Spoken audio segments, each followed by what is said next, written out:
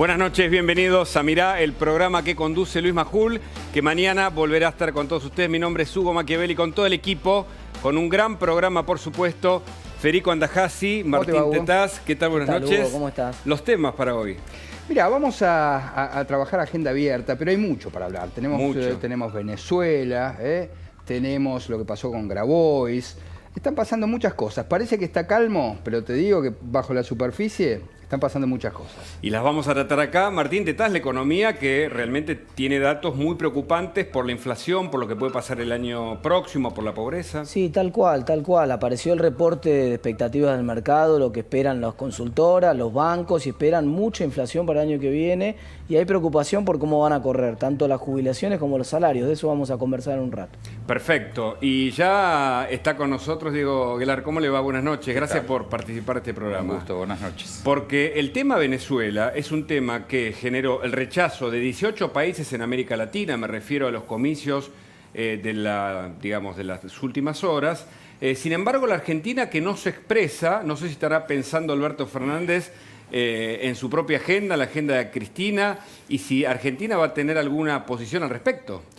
Bueno, debería tenerla, porque no solamente 18 países de la región, la Unión Europea se ha expresado también en términos del bochorno que fue este proceso electoral, que sin lugar a duda no es un proceso ni mínimamente regular.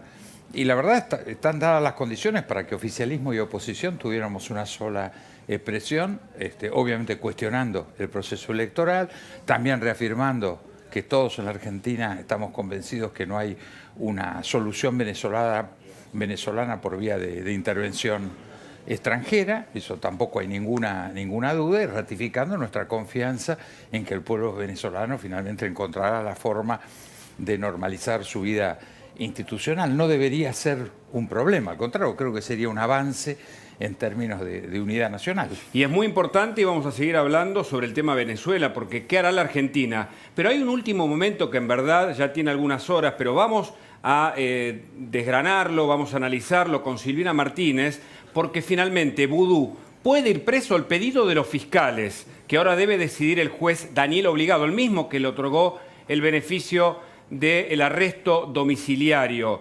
¿Tendrá excusas Obligado ahora si los dos fiscales, tanto el de ejecución como el del tribunal, piden la prisión efectiva de Vudú? Hola Silvina, gracias por estar. Hola, ¿qué tal? ¿Cómo estás? Bueno, a ver, mirá, Marcelo Colombo, que es uno de los fiscales, y Guillermina García Padín, que es la otra fiscal, el fiscal de juicio, el fiscal de ejecución, le solicitaron el viernes al juez que, bueno, efectivamente se ejecute la pena. Ejecutar la pena significa, a ver, acá tiene 5 años y 10 meses de prisión y ya no rige la morigeración de la pena que él solicitó como prisión preventiva por no tener condena firme. Eso que le dio Daniel Obligado en el mes de abril de este año con motivo del COVID y de tener 2 hijos pequeños. Lo cierto es que ya los fiscales lo solicitaron, veremos qué resuelve Obligado. Lo que parece que Obligado va a hacer es dilatar la decisión final. A ver, quedan pocos días hábiles en el mes de diciembre, entre la fiesta, Navidad, Año Nuevo, estos feriados. Recién el miércoles tomaría, digamos, la posesión de este expediente y parecería que le va a correr traslado a las defensas, que le correría traslado también al asesor del menor por este argumento de que hay 2 hijos menores en el medio, y bueno, dilatará la cuestión. Veremos qué sucede en enero, que hay feria judicial, si se habilita la feria, y va a tener que resolver, porque Daniel Obligado el 31 de enero del 2020 deja su cargo que está subrogando como juez de ejecución, y entraría un nuevo juez que todavía no fue sorteado. Mi impresión es que Obligado va a tratar de no resolver la cuestión en el mes de diciembre, y si alguna de las partes pide habilitación de feria, no le quedará otra opción que resolverlo. Pero en lo inmediato parece que Vudú no va a volver a la cárcel. Claro, y esto es lo que genera muchos interrogantes. Pero Laura Alonso, ayer, entrevistada por Luis Majul, se expresaba al respecto y decía esto. Gracias por venir, ¿eh? Hola, gracias por invitarme. Bueno, qué fuerte lo de la semana con Vudú, ¿no? Y además que la mitad del frente de todo, incluido el jefe de gabinete, bancando la teoría del lawfare. Bueno, esa es parte de la retórica populista del kirchnerismo y además es de alguna manera tratar de protegerse, de aceptar efectivamente lo que sucedió durante los años del kirchnerismo, que fue una corrupción sistemática desde la cúspide del Estado, con un aparato montado para robar por el presidente Néstor Kirchner y continuado por su esposa, la señora de Kirchner. Entonces, por supuesto que todos tienen que cubrir o salvar a Vudú, porque de alguna manera quien acompañó en la fórmula o quien lo puso en la fórmula y lo sostuvo 4 años como vicepresidente fue Cristina Kirchner. Bueno, es que es la política... ¿A Santiago Cafiero? Perdón. Es la política de la mentira, ha vuelto la mentira como política de Estado en la Argentina. ¿Pero el jefe de gabinete, Goebbels? Little Goebbels. Es un pequeño, porque pobrecito, es un pobre... Igual yo no subestimo a nadie, porque Alberto Fernández fue jefe de gabinete y ahora es un presidente fallado, pero presidente al fin. Este ¿Fallado? muchacho, por supuesto que fallado, sí, no llegó por las propias, lo pusieron. O sea, ¿quién pensabas unos meses antes del 25 de mayo, creo que fue del año pasado, Sí. que el señor No, fue el 18 de mayo. Bueno, que el señor Alberto Fernández iba a ser candidato a presidente y luego a presidente? Es un presidente fallado, fue puesto por quien tiene el poder real. Y hoy tiene los problemas de gobierno y políticos y de gestión por haber aceptado querer ser cuando en realidad, por lo menos hasta ahora desde mi punto de vista, no le da y nunca le dio para el cargo. Claro, es incomprensible y además hubo una solicitada para hacerle el aguante a Vudú, que acaba de ser ratificado en su condena a 5 años y 10 meses de prisión, nada menos que por la Corte Suprema de Justicia. Sin embargo, hay un sector que no quiere creer en esa justicia, Federico. A ver, yo creo que el tema de vudú es realmente importante. Yo creo que vudú es un símbolo que explica muy bien el kirchnerismo. A ver, vudú es un lumpen, es un tipo que viene, digamos, de los subsuelos, ni siquiera de la política. Era un estafadorzuelo de Mar del Plata, digamos, que empezó a operar, digo, de poca monta, ¿no? Por supuesto, y llegó milagrosamente haciendo una pirueta bastante curiosa, porque él viene del UPAU, que era la agrupación estudiantil de la UCD. Es un tipo que viene, para decirlo en términos de ellos, de la derecha, del corazón de la derecha.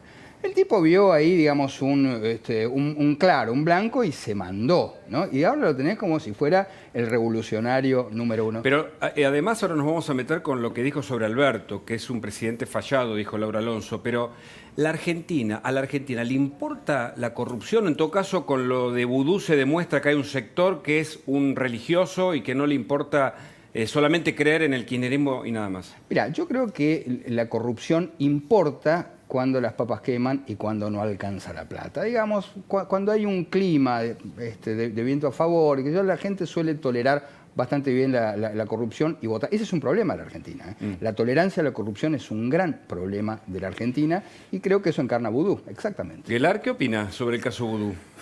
Bueno, yo creo que es demasiado claro. Cuando ha habido 3 instancias, unanimidad, hechos que todos conocemos, realmente es casi absurdo.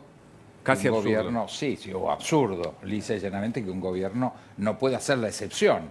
Hasta un gobierno que puede caracterizarse por defender una gestión, inclusive aspectos éticos, etcétera, ante la excepción evidente, todo lo que tiene que decir es, bueno, es como la oveja negra, finalmente, y le suelta la mano, y sin embargo no es lo que está ocurriendo. Eso es sorprendente. Claro, y dijo Laura Alonso que Alberto es un presidente fallado o un gobierno fallado. ¿Cuál es su mirada? No, yo creo que más allá de yo no coincido con esta definición. Yo creo que finalmente fue electo presidente, tuvo la oportunidad y la tiene hasta el día de hoy de convocar a la unidad nacional y alterar esa relación de fuerza. Los motivos por el cual un político accede a los cargos son muy variados y yo creo que lo importante no es su punto de arranque, sino su punto de llegada, que es en el punto en el que estamos hoy, y realmente yo creo que ha sido para una enorme cantidad de argentinos muy decepcionante que no convocara a la unidad nacional y no hiciera, frente a los problemas de la pandemia, la crisis económica, todo lo que nos está, son como las 7 plagas de Egipto, Sí. No haya podido realmente salir del laberinto por arriba, Claro, y convocar en forma amplia a sectores internos de su propio gobierno y a la oposición, que le ha ofrecido muchas veces la posibilidad de un acuerdo de coincidencias. O escuchar, por ejemplo, a Eduardo Duhalde, que ayer también en La Cornisa dijo que tiene que tener cuidado Alberto Fernández por cómo está su cabeza, debería descansar y escuchar más. Y lo comparó con lo que le había pasado de la Rúa. Escuchen. ¿Por qué dijo que le estaba pasando a Alberto Fernández lo que le sucedió en su momento a Fernando de la Rúa? Bueno, no solo a Fernando de la Rúa. Me pasó a mí. Estando en Olivos, un día le digo a Chiche, ¿qué ves a dónde están las cañas? Las cañas, me dice. Yo veo un río y peces saltando. Inmediatamente los médicos, estábamos en marzo del 2002, cuando recién comenzábamos. La psiquis humana no tolera tantos golpes y sigue indemne. Y yo le dije permanentemente, desde la primera vez que lo vi a Alberto Fernández, 3 horas hay que dedicarse para no hablar de política, jugar con los amigos a las cartas, al fútbol, entretenerse. Eso es lo que hacen todos los presidentes de los partidos del mundo. Yo, y sobre todo por la grande primera ministra de Alemania, sale a hacer las compras. Pero preguntada por qué sale a hacer las compras ella, dice, porque tengo que hacer algo distinto. No se puede, la mente humana no resiste. Bueno, y no hacen caso, la verdad que yo lo que creo que... Y le he escrito muchas veces, WhatsApp, si no te curás de la cabeza, esto se va al demonio. Ahora, Duhalde, yo estoy de acuerdo con usted, sí, pero están defendiendo a Vudú, que tiene condena firme. Vudú tiene condena firme. 16 jueces y fiscales ratificaron la condena a Vudú por querer comprarse la máquina de hacer billetes. Y lo están defendiendo desde parte del gobierno. Pero es una locura, Luis, es una locura, eso es una locura. Yo creo que va a ir preso, tiene que ir preso. Sabemos que es un ladrón, lo sabemos todos. ¿Cómo le va? Lo saluda Federico Andajasi. Hay una pregunta... Hola Federico, ¿cómo le va? Muy bien. Hay una pregunta que creo que usted es el mejor que puede responderle a la sociedad, porque es una pregunta que se hace todo el mundo. Nosotros conocimos a aquel Alberto muy crítico de Cristina, por ejemplo. Conocemos a este Alberto de hoy. No sé si habrá otro Alberto, pero creo que usted es el que mejor puede contestar. ¿Quién es en realidad Alberto Fernández? ¿Quién es? Para mí es un hombre que tiene un grave problema, ya lo he comentado, lo he dicho de todas maneras, creo que no está en su sano juicio, creo que recibe golpes todos los días, y un presidente no puede recibir 1, 2, 3, 4, 5 golpes y mantenerse bien. Claro, el riesgo de la salud de Alberto Fernández y el tema vudú, por eso quería concluir con eso, aprovechando que Silvina Martínez comparte con nosotros y conoce bien de leyes. Ella señala, Silvina, vos decís que Daniel Obligado puede postergar la decisión que le solicitan los fiscales para que Vudú vuelva a prisión. ¿No puede haber alguna instancia en donde se le reclame efectivamente que tome Obligado el juez de ejecución penal que debe decidir la libertad de Vudú o, digamos, el que vaya a prisión efectivamente antes de que deje su cargo? Mira, 2 cuestiones te quería comentar. Sí, eso es si los fiscales piden la habilitación de la feria. Quedan 9 días hábiles. Seguramente le corra traslado a las partes por 5 días, que es el plazo mínimo con el que se corre traslado a las partes, a los defensores. Con lo cual quedarían 4 días para que él tome la decisión o no. Lo más probable es que le deje pasar las fiestas a Vudú en su casa. Y después en enero, si los fiscales piden la habilitación de feria para tratar precisamente este tema de la prisión, lo puede hacer Daniel Obligado. Va a depender mucho de la acción de los fiscales en toda esta cuestión y después la actitud de las defensas si no siguen presentando recursos y cuestiones que vayan dilatando la ejecución de la pena, ¿no? Pero por otro lado, en relación a la solicitada hay que tener presente por qué no es Lawfare, por qué no estamos hablando en este caso de Lawfare. A ver, tiene no solamente todas las condenas que fue ratificada en todas las instancias, claro. Es un juicio que comenzó, recordemos, en la época de la presidencia de Cristina Kirchner, no comenzó en la presidencia de Macri. Un caso donde tiene múltiples pruebas no solamente el testimonio de arrepentidos como el caso de Van der Bellen, sino que todo ha sido comprobado en todas las instancias. Y la Corte lo que hace ahora es rechazar una queja que ya había sido rechazada por casación. Con lo cual, se cumplieron todos los pasos procesales, las garantías constitucionales. Y bueno, que el gobierno hable de lawfare ahora es subestimar la inteligencia de los argentinos. Quédate, Silvina, porque ayer, y agradecemos que La Nación replicó la información que vos diste sobre el petróleo de Lázaro Báez, como título, lo decimos así, y hay seguramente novedades en ese y otros temas, así que quédate, por favor, que tenemos mucho para charlar hasta el fin del programa. Nos metemos en la economía, los datos preocupan, la inflación del 2020 que cierra muy alta y lo que puede pasar el año próximo. Martín de Taz. Sí, como te contaba, Hugo, la verdad que el reporte de expectativa del mercado, los analistas que le informan son los principales bancos, las principales consultoras que hacen el cálculo de cuánto estiman de inflación, calcularon 3,6% para la inflación del mes de noviembre, venimos de 3,8% en el mes de octubre, y hay una estimación de que va a terminar en torno de 4%, ese es el número, 4% lo que piensan que va a ser la inflación de diciembre.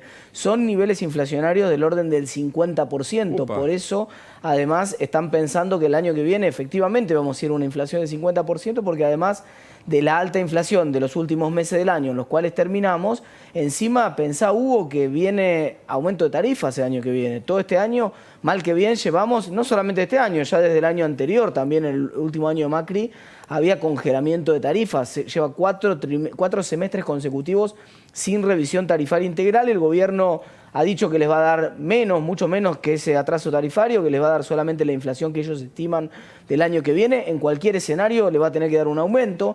Y entonces hay preocupación porque el propio gobierno en el presupuesto dice las jubilaciones van a ganar 25% el año que viene, los salarios en paritaria se van a negociar en torno a esos valores y la inflación termina siendo 50, Hugo. Otra vez va a ser muy difícil que se recupere la economía el año que viene si no hacen pie los salarios, si no hacen pie las jubilaciones, si sigue perdiendo la clase media. Y por eso también conectamos a Ariel Korenberg, porque él tiene una mirada para entender lo complejo de la economía, los datos que cada vez son más preocupantes. Sin embargo, Guzmán dijo que los ATP pudieron evitar pérdidas de fuente de trabajo. Gracias, Korenberg. ¿Esto es así o no es así? ¿Qué tal? ¿Cómo les va? Mirá, nosotros hicimos una compilación y una consistencia de información en el cruce de base de datos entre la AFIP, INDEC, Oficina de Presupuesto del Congreso en cuanto a la incidencia del producto, lo que encontramos, y con los propios datos del Ministerio de la Producción, microdatos. Lo que encontramos es que los ATP abarcaron, al contrario de lo que está comentando Guzmán y sobre todo el ministro Culfas, hace poco dijo que sirvieron para sostener la mitad del empleo en Argentina. Nosotros lo que encontramos, con los propios datos del Ministerio de la Producción de Culfas, y cruzando con los datos de AFIP, es que abarcó al comienzo un 30% del empleo, para el último ATP alcanzar un 18% del total de las empresas, del empleo registrado, no del total de puestos de trabajo. Cuando vos incorporares a esa medición los datos del INDEC de la cuenta de generación de ingresos, que te permite incorporar los asalariados no registrados y los cuentapropistas y otros no asalariados como los monotributistas, encontrás que abarcó sobre el 8% del total de puestos de trabajo. Ariel. Y en el caso de las pymes, empezó bancando más o menos un 25% del costo salarial para el último ATP abarcar solo al 5%. Y otro detalle, discúlpame, un detalle importante. Terminá, por favor, que Martín quería primera vez que lo digo en público y aprovecho el contacto. Claro. Que solo abarcó a muy poquito de la facturación, tanto los créditos 24% como los créditos a tasa cero. En el caso de los monotributistas, los créditos a tasa cero bancaron solo el 20% de sus ingresos para un mes. Martín Tetaz quiere hacerte una pregunta, Ariel, por favor. Hola, Ariel, ¿cómo estás? Dos preguntas en una. la magnitud del paquete fiscal del gobierno comparada con otros paquetes fiscales de la región fue claramente insuficiente. ¿Qué dato tenés ahí en esa comparación? Y la segunda, que es, vos has trabajado mucho sobre la cuestión de formación de capital, productividad, capacidad productiva de la economía. ¿Cómo queda la economía después de esta pandemia en su stock de capital, en su productividad, en su chance de, más allá de que pueda tener algún rebote el año que viene, de volver a crecer en algún momento? Bueno, veamos. Primera pregunta. Sí, fue insuficiente. Valga la paradoja, porque el problema fiscal es muy profundo y por lo tanto el gobierno, aunque no lo reconozca en la narrativa o tenga una dispersión en su discurso y un día diga A o B, está implementando un ajuste desde que desafió las jubilaciones de aquellos que aportaron con la ley de emergencia solidaria. O sea, hay un proceso de ajuste en la economía argentina implementado también por este gobierno, no solo por el gobierno anterior. Y lo que hay que tomar en cuenta es que en términos del producto, el gasto COVID para mitigación económica, ATP, créditos y también el IFE fue solo un 1% del producto. Claro. Sumando el resto, 3% del producto. Chile, Perú, Brasil superan el 12% del producto. Uruguay el doble que nosotros. Pero además, con lo anterior que comentamos, fue ineficiente. O sea, tenemos un populismo que a la hora de hacer populismo no capilariza el tejido productivo del tejido social. ¿Por qué? Porque los que recibieron el IFE, en el caso de monotributistas sociales y categoría A y B, es decir, de aquellos que perciben ingresos, solo les permitió compensar el 16% de los ingresos. Acordémonos que el dólar, tantas cosas para decir, que el dólar puré era utilizado por la gente vulnerable que cobraba el IFE, bienvenido sea. Para ahorrar, para llegar a fin de mes. Ah, claro, para revender. Entonces vos tenés, por otro lado, ante la fragilidad que recibió este gobierno, como todos los gobiernos de la democracia, y profundizó la fragilidad económica con sus decisiones, emitió dinero para poder bancar un gasto público de mitigación económica insuficiente. Y ese dinero, los vulnerables y la clase media no lo quieren, no quieren pesos, quieren dólares. Y esa es la gran diferencia con el resto de América Latina. Recordame la segunda, segunda pregunta, que era sustanciosa, ya recordé. Sí. El largo plazo en Argentina. Dale, bueno, Martín, una segunda parte. No, ¿cómo quedaba el stock de capital, Ariel? ¿Cómo queda el stock de capital de la economía argentina después de la pandemia? ¿Cómo explicarlo sin números? Porque por ahí mareó a la gente, pero está muy claro. A ver, la tasa de inversión es del 9% al cual llegamos hoy. Es cierto que va a tener un rebote como el rebote moderado que espera el propio gobierno para el año que viene. No nos podemos quedar con este 9.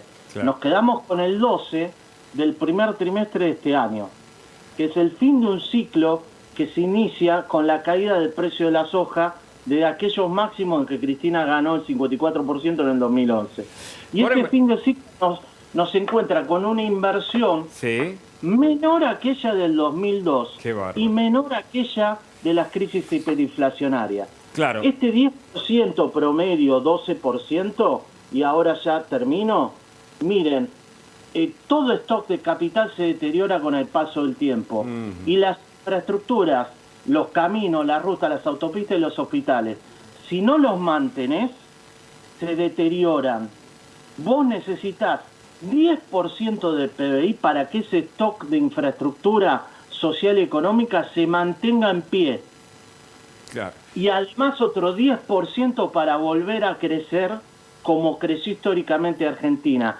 Y otro 5% más para crecer como creció Australia en el pasado. Entonces, si seguimos así, y lamentablemente hay una destrucción estadística del capital. Está clarísimo, Korenberg, y los datos son muy preocupantes porque hay un populismo que además es ineficiente. Pero hablando de populismo, de pobreza, vamos a escuchar a Grabois cuando conoció los datos, o cuando se dio a conocer los datos de la pobreza, y esto decía. Pero hay una canción de Los Redondos que dice que podría ser peor, eso no se arregla. Podría haber sido mejor. para mí son cifras que le tienen que dar vergüenza a cualquier argentino, desde luego, y a cualquier funcionario público. Y desde luego, si no se puede hacer nada para evitarlo, hay que cerrar la Casa Rosada. Hay que cerrar la Casa Rosada. ¿A quién le habla Grabois? ¿Al presidente Alberto Fernández? ¿Le manda un guiño a Cristina Fernández? ¿Cuál es la mirada? Sí, le habla Alberto Fernández. Efectivamente, le habla Alberto Fernández y supongo yo que le habla, digamos, es el intermediario del pensamiento de Cristina Fernández. Las dos cosas son ciertas. Ahora, vos imaginate que cualquier dirigente de la oposición hubiese dicho esto mismo. Lo hubieran fusilado prácticamente, lo hubieran condenado en las redes. Estas cosas no las puede decir la oposición. Pero el oficialismo lo puede decir porque Grabois, además, es oficialista. Él puede decir estas cosas, lo cual es increíble, porque esto también hay que entenderlo en sintonía con lo que acaba de decir Venezuela. Venezuela, recién, hace muy poquito, y esto me gustaría conversarlo con usted, lo trató, Alberto, de tonto, pendejo, dijo. Y no me acuerdo qué otro epíteto. Tibio. Sí, lo trató. Tibio es casi un peor calificativo. Yo no entiendo cómo ninguno de sus compañeros de espacio dijo una sola palabra en su defensa. Claro. Nadie. Pero menos todavía, y esto me gustaría que me lo explique Guilar, cómo el propio presidente no dijo una sola palabra y se lo comió en silencio. Claro, no, Guilar, es un tema porque en diciembre que Grabois, que conduce un sector de la actividad social y de agrupaciones, diga que hay que cerrar la Rosada, es fuerte. ¿Qué opina? Bueno, nosotros vimos la Casa Rosada ocupada por barras bravas hace pocos días. Vimos también a la Policía Metropolitana prácticamente salvando el gobierno del presidente. La Policía de la Ciudad, sí, que antes era la Metropolitana. De la ciudad, salvando prácticamente al gobierno, al efectivamente evitar los desmanes con una cantidad de heridos de la propia policía. El gobierno termina querellando al jefe de gobierno en vez de agradeciéndole esta gestión. Entonces, yo creo que hay una confusión de términos. O sea, el gobierno debería, a mi juicio, abrir la casa de la Casa Rosada a la oposición, que son sus mejores aliados. O sea, creo que la oposición ha tenido una enorme prudencia, muchas veces hasta ha sido acusada de ser excesivamente tibia, pero ha hecho reiteradamente propuestas de encontrar puntos de coincidencia para enfrentar la crisis. Yo creo que el gobierno tiene problemas internos. Yo incluyo la relación con Venezuela entre sus problemas internos, porque yo creo que si hiciéramos una encuesta, creo que las hay, la inmensa mayoría de los argentinos no dudamos de la tragedia que está viviendo el pueblo venezolano, lo sentimos, somos solidarios, todos estamos de acuerdo en que no vamos a participar, insisto, de una invasión de Venezuela. Sería muy fácil encontrar el denominador común para fijar una posición. Pero yo creo que también, respecto a esta tragedia que está pasando, yo creo que hay que ser cuidadoso con el término populismo. A ver. ¿Por qué? Porque no podemos tachar de populismo a la necesidad de asistir a sectores que están sufriendo como están sufriendo en la Argentina. Obviamente que tenemos recursos escasos, pero esto requiere salir del laberinto por arriba. Es decir, efectivamente que oficialismo y oposición puedan administrar con la mayor sabiduría posible. Yo creo que ni Mandrake podría encontrar la fórmula de cómo salir técnicamente de este lío. Todos sabemos que estamos en una situación donde hay responsabilidades compartidas, no inventó este gobierno, tampoco el anterior, la crisis que tiene 50 años en la Argentina, ni 9 default. Entonces, a partir de la conciencia de que todos hemos intervenido en la desgracia que hoy vive la Argentina, más la pandemia, bueno, tenemos que analizar, arremangarnos juntos, ver cómo hacemos, no desde el populismo, sino desde la preocupación de lo que sufren nuestros conciudadanos, cómo asistimos esto, vemos quiénes son los mercados externos que están reaccionando. Por suerte, por ejemplo, la perspectiva de crecimiento de China es del 9% para el año que viene. ¿Qué significa eso para la Argentina? Por suerte, todo indica que está reaccionando Brasil. Bienvenido sea. Yo dudo que haya mayor capacidad de reacción ni de Europa ni de Estados Unidos. A todo esto hay que ponerlo en la mesa con lápiz y papel y ver cómo hacemos un programa que permite maximizar los recursos, maximizar los apoyos a la gente que los necesita, no hacer de esto una cuestión electoral. Estamos en la puerta de una elección. ¿Cómo nos vamos a matar frente a un hecho electoral con este cuadro? Claro. No digo que no haya elecciones, pero creo que tenemos que poner un gran paraguas de responsabilidad de la clase dirigente para tratar una situación de evitar esta una gravedad. crisis mayor. Exacto. Y aprovecho la última pregunta, Ariel Korenberg. ¿Cuál es la salida, Korenberg? Si Guzmán dice que con los ATP se evitaron pérdida de puestos de trabajo, pero ustedes comprobaron que no. ¿Finalmente van a sacar los IFE o ya los sacaron? ¿Cuál es la salida? Si puede ser breve la respuesta. Gracias. Bueno, si tuviera 2 horas tendría una respuesta un poco más profunda, pero te voy a contestar y no me estoy saliendo por la tangente. La salida no es económica, es institucional y política. Claro. Como hizo Brasil en el 2010, eliminó las listas sábanas. Hay que votar un diputado, hay que buscar, y esto es economía, que la demanda de bienes y servicios públicos que necesita la gente y las empresas para poder competir en los mercados internacionales, con nuestros países vecinos con 0 inflación, que son mucho más competitivos que nosotros. Claro. Y acá retomo la pregunta de Martín. Con un nivel de productividad de la economía, de conjunto de sus factores del año 50 al presente, y un PBI per cápita en volumen físico del 74, lo que tenés que buscar es retomar la confianza del inicio del proceso democrático de 1983 en el voto de la gente, que sepa qué legislador está votando. Y ahí va a bajar el riesgo país estructural.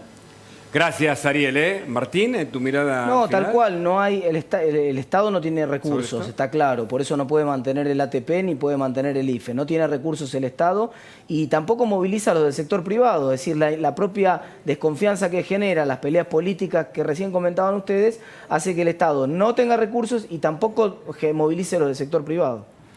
Gracias. Bueno, por supuesto que la mirada política es muy interesante y la quiero completar, ya que está Diego Aguilar acá, porque lo que decía Korenberg recién y lo que también refiere Martín y por supuesto Federico, es la cuestión institucional en la Argentina. ¿Usted ve por la avanzada de un sector del gobierno, muchos hablan de plan de impunidad, la reforma judicial, la defensa de Amadou Boudou, ve algún peligro institucional y en ese sentido una pérdida de inversiones y otros problemas que por supuesto derivan a lo económico y social? Yo creo que claramente el gobierno ha optado por su procedimiento clásico, que es aumentar la grieta. Es decir, realmente confrontar, no hay ninguna duda que la figura más importante de la oposición en términos territoriales, que es el jefe de gobierno de la ciudad, viene proponiendo claramente acuerdos desde el mes de marzo.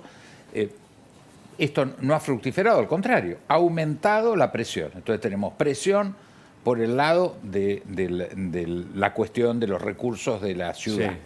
Sí. Colocar en este momento la discusión del aborto. Yo quiero aclarar que yo estoy claramente a favor de la despenalización. No estoy planteando... Sí, pero con una cuestión de prioridades en este momento. Pero estoy convencido que este no es el momento para fracturar la sociedad. Una reforma judicial que no es la reforma judicial que la gente necesita. Claro, evidentemente busca impunidades, no mejorar el sistema judicial. Ahora aparecer con el rechazo a las PASO, de una forma... claro. O sea, cuando vamos viendo todos los dispositivos políticos, está claro que el modelo que se ha decidido de aquí a octubre del año pasado es insistir, a octubre del año que viene, es efectivamente forzar a una grieta mayor, consolidar un marco del 40% para ganar la elección, lograr tener mayoría en la Cámara de Diputados, van por todo. Ahora, ir por todo, entre comillas, en este cuadro de situación que hoy está, es ir por el infierno. O sea, al contrario, lo lógico sería repartir responsabilidades, incorporar mejor a la oposición, a los sindicatos, a los empresarios, a los gobernadores en un esquema muy difícil, porque no hay ningún esquema fácil, pero que podamos achicar las diferencias entre necesidades y recursos y hacerlo en una forma sabia en un momento de semejante dificultad. Muy bien, seguimos, porque es interesante entender este rompecabezas que parece que no se pone nunca de acuerdo. Y el rompecabezas que tiene frentes internos y externos, porque claramente Cristina se enfrenta también a Ecuador, si algo le faltaba al problema que además ahora tiene como a Venezuela en el centro del eje de un gobierno como el de Maduro, que tiene un repudio de 18 países, pero no de la Argentina, Kelar. Sí, esto, insisto, no tiene explicación ninguna. Creo que al contrario, ojalá hubiéramos utilizado este episodio para replantearnos el dato de la unidad, no solamente el tema Venezuela. Tenemos una negociación muy difícil. El propio ministro de Economía ha dicho que si no hacemos una renegociación con el Fondo Monetario somos los parias del mundo. Yo creo que ese mensaje lo dijo por los diarios, pero se lo está diciendo al propio gobierno. Alguna mesa interna donde alguno dijo, y bueno, no necesitamos esto, alarguemos y si no vayamos a un default. Es decir, hoy todos los frentes que tenemos, internos y externos, coinciden en la unanimidad. Bingo. Tenemos todos los frentes complicados. No hay ningún tema fácil. ¿Es este el momento para apuntalar sobre la grieta o es el momento para convocar a la Unión Nacional? Yo tomo el ejemplo de Alemania. Todo el tiempo hablamos de que la señora Merkel es posiblemente la estadista número 1 del mundo. Bueno, hace 8 años que Alemania está siendo gobernada por una gran coalición de los dos partidos. En vez de ser radicalismo y peronismo, es el socialcristianismo y la socialdemocracia. Gracias a eso pudieron superar la crisis del 2008-2009, están superando el Brexit. O sea, esto es un dato muy claro. Cuanto más difícil es la situación, más necesitamos la unidad nacional. Cuanto más falta de recursos tenemos, más necesitamos la unidad nacional. Si la señora Merkel y Alemania necesitaban hacer unidad nacional, lo vamos a ver ahora en Biden, en Estados Unidos. Yo no tengo la menor duda que va a haber un gobierno de sanación para superar una grieta profunda que tienen los Estados Unidos. Ahora, Estados Unidos tiene que superar su grieta. Alemania funciona en un marco de unidad nacional.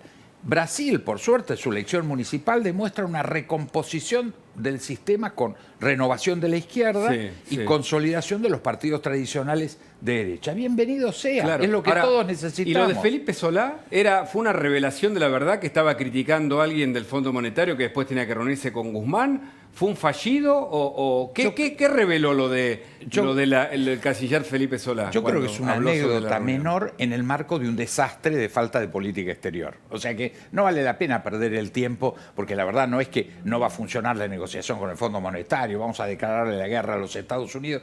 Es una anécdota fallida, un error, pero donde vemos el listado de componentes de nuestra conducta en relación a la política exterior, eso es lo grave, no la anécdota. Kelar, le agradezco mucho que esté con nosotros y esta mirada tan interesante. Vamos a seguir, por supuesto.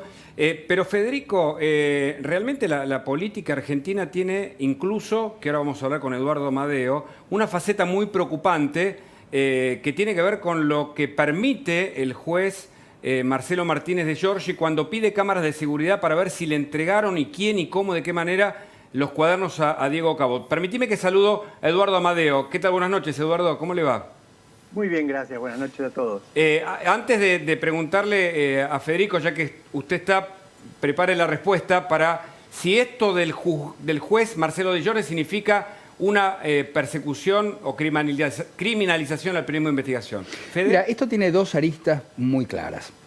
Por una parte, habla de un proyecto político de avanzar contra la justicia y evidentemente hay jueces que son permeables a esa presión, que es claramente el caso del juez que está tomando estas medidas inconstitucionales que van en contra de las bases elementales de la democracia. Pedirle a un periodista que revele sus fuentes es un delito. Eso es un delito. No es un delito que un periodista acuda a tal o cual fuente. Ese es el trabajo de un periodista. Lo que es un delito es que revele las fuentes.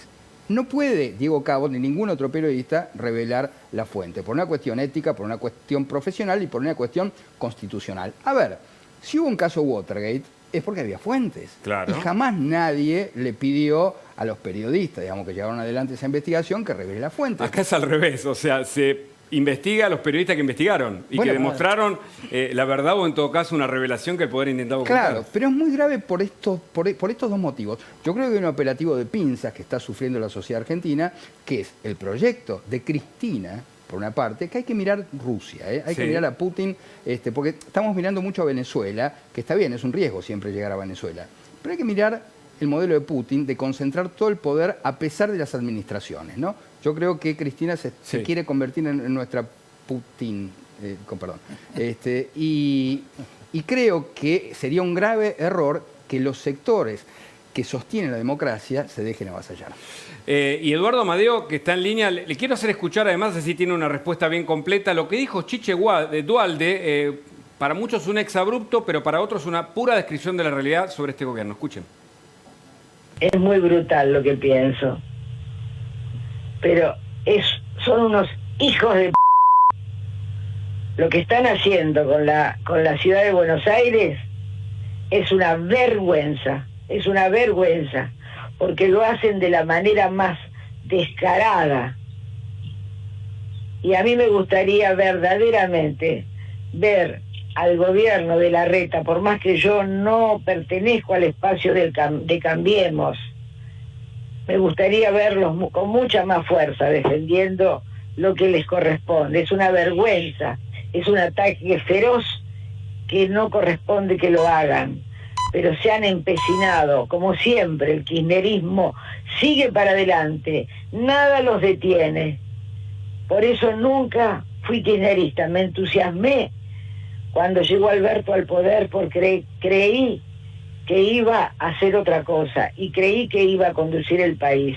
Hoy, terminando su año de mandato, la desilusión es atroz. Lo escuchamos, Amadeo. ¿Por dónde quiere empezar? Empiezo por los temas judiciales y después sigo con lo de Chiche. Bueno. Comparto lo que decía Aguilar, van por todo. O sea, van absolutamente por todo, van por Cabot, como quieren ir con los periodistas. Van lo del juez de Dolores, ¿cómo se llama? Ramos Padilla. Ramos Padilla, el que quieren nombrar juez electoral. Los jueces deben ser impolutos y en el tema electoral tienen que ser absolutamente neutrales, y van a poner de juez electoral de la principal provincia de la Argentina a un señor definitivamente kirchnerista, que nos hace dudar absolutamente respecto de cuál va a ser el destino de nuestro voto. Porque el comentario que quiero hacer en este punto es que a veces suena como que las cosas que discutimos los políticos están lejos de la gente. Ajá. Ahora, cuando el sistema judicial está en manos de militantes, toda nuestra vida está en manos de militantes. Nuestro voto está en manos de militantes. Un juicio comercial, un juicio por una agresión a una mujer, todo va a pasar a estar en manos de militantes. Entonces el van por todos no es solamente un tema de los políticos, van por todo en todas las dimensiones de la vida de la gente. Y por eso, digo, el insulto corresponde a Chiche, pero yo coincido con ella. O sea, todas las mañanas nosotros estamos discutiendo diversas cosas. Nos angustia muchísimo el tema de la pobreza. Sí. Nos angustia muchísimo la situación económica que esta gente no puede manejar. Pero mientras nosotros discutimos estos temas menores, porque hay que entender que para Cristina Kirchner la pobreza, la economía, etcétera, son temas menores. El van por todo, van porque me quedo con todo el poder. Agrego un pequeño comentario. Sí. Lo que pasó en Venezuela es, ahora Maduro y su banda se quedaron con el Congreso. Ya tienen la justicia, tienen el Tribunal Electoral y tienen el Congreso. No nos engañemos, ese es el proyecto de Cristina. Y hay un sector de la justicia que parece resistir a sin embargo, el aguante a Vudú es la contracara. ¿Su mirada? Lo del aguante a Vudú es un asco. Lo digo con todas las letras. Yo fui diputado cuando fue lo de Chicone y daba asco oír la defensa de Vudú. Ajá. Y me da asco ver la gente que firmó esa solicitada en defensa a un señor que le robó a los pobres. Hay curas en defensa de los pobres firmando una solicitada para defender a un señor que le robó a los pobres, porque en realidad le robó a los argentinos, ¿no? O sea, en el vamos por todo no está solamente, como yo decía recién, quedarse con la justicia electoral, quedarse con la impunidad, etcétera. Es también defender a los delincuentes que forman parte de la misma banda. Este es el país que están construyendo y es el país por el cual todos tenemos que juntarnos para pararlo. ¿Hay una discusión si hay instituciones fuertes o se va hacia una agenda estrictamente de Cristina Fernández? ¿Eso es en el fondo lo que se discute? ¿El fondo lo que se discute? Sí, totalmente. Totalmente. Yo insisto, Cristina, con el tema de la economía, ahora está defendiendo a los jubilados, etcétera, etcétera, pero en el fondo, mire, el presidente, me desvío un milímetro, el presidente dijo la semana pasada y ayer Daniel Arroyo que la única manera de salir de la pobreza es con inversión y crecimiento. Daniel Arroyo dijo lo mismo 24 horas después. Hoy, el lunes, a esta hora, el gobierno está ahuyentando la inversión con su silencio por el tema de Venezuela. Claro. Y las personas que nos están mirando en este momento, de empresa grande, pequeña o mediana, va a invertir en un país que es de los pocos que no protesta contra lo que pasó en Venezuela. Y detrás de todo esto, y con esto redondeo mi argumento, está Cristina. Detrás de todo esto está Cristina. Claro, y justamente sobre el tema de las inversiones, Martín Tetaz tiene una pregunta, porque la economía, los datos de la macro y de la microeconomía son muy negativos, Martín. ¿Cuál es, Eduardo, buenas noches? Hola, Martín. ¿Cuál es el conjunto de medidas o de decisiones que tendría que tomar el gobierno para revertir este proceso? Está claro que el gobierno no tiene recursos propios, no tiene dólares ni pesos tampoco, ya se agotó la posibilidad de emitir. Recursos propios no tiene la necesidad de movilizar los recursos privados. Pero todas las medidas parecen ir en contra. ¿De qué manera se puede retomar la ruta correcta? ¿De qué manera se puede retomar el camino que pueda permitir movilizar esos recursos privados? Lo primero, sin ninguna duda, Martín, es la confianza en las instituciones y en el discurso. Yo los oigo a los miembros del gobierno fantaseando con el aumento del precio de la soja, de los granos en general, el dinero que puede venir del Fondo Monetario. 10.000 millones, ¿cuánto duran si el gobierno sigue defendiendo a Venezuela?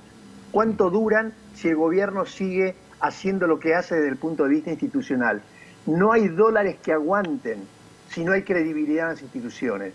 Y esto no es solamente las grandísimas empresas, los bancos, es doña Rosa, que sale a comprar dólares cuando lee que el gobierno apoya a Maduro. Entonces lo primero que tienen que hacer es cambiar totalmente la manera de ver la sociedad. Además, lo segundo, tienen que hacer un programa largo, un programa con metas fiscales, que tenga como centro el equilibrio fiscal, un programa como se hizo en Israel, seguramente vos lo habrás comentado en algún momento, hay un ejemplo en el mundo fantástico de Israel, hay que hacer algo así. O sea, previsibilidad institucional, previsibilidad económica, buena inserción internacional, conectarse con quienes no son nuestros amigos. Perfecto. Eduardo Amadeo, muchas gracias por el contacto, muy claro como siempre. A ustedes, gracias. Buenas noches. Gracias. A todos. Y le vamos a dejar una pregunta a Aguilar sobre Venezuela, si ese es el camino al que va la Argentina, y le vamos a preguntar por la salud mental de Alberto Fernández y de este gobierno al psicólogo también Federico Andajás, en instantes. Seguimos en Mirá, mañana va a estar Luis Majul, por supuesto. Aguilar, ¿vamos hacia Venezuela? Yo estoy seguro que la gente, la inmensa mayoría de los argentinos, no queremos ir a Venezuela. Es preocupante que el gobierno no puede decir esto con claridad, porque sería toda una señal. Estamos hablando de 3.000% de inflación, 90% de pobreza, absoluta desaparición de instituciones democráticas. Esta es una pesadilla para cualquier argentino. Falta que el gobierno coincida y diga con claridad, esto es una pesadilla que no queremos. Si no lo dice, y abre la posibilidad de que efectivamente quiere ir para ahí. Correcto. Y Venezuela, que tenía mucho petróleo, hoy no sabe cómo cargar combustibles y mucha gente, incluso a leña, sobrevive. Y hablando de petróleo, Silvina Martínez dio una noticia que hoy recorrió todos los portales, que tiene que ver con el petróleo encontrado en estancias de Lázaro Báez. Y mi pregunta es, ¿Lázaro Báez puede beneficiarse en esos bienes que están incautados, entiendo, en la causa al menos de la ruta del dinero K? Sí, mirá, no solamente tienen en la causa penal, sino también Lázaro tiene una quiebra, claro, de Estado de Construcciones.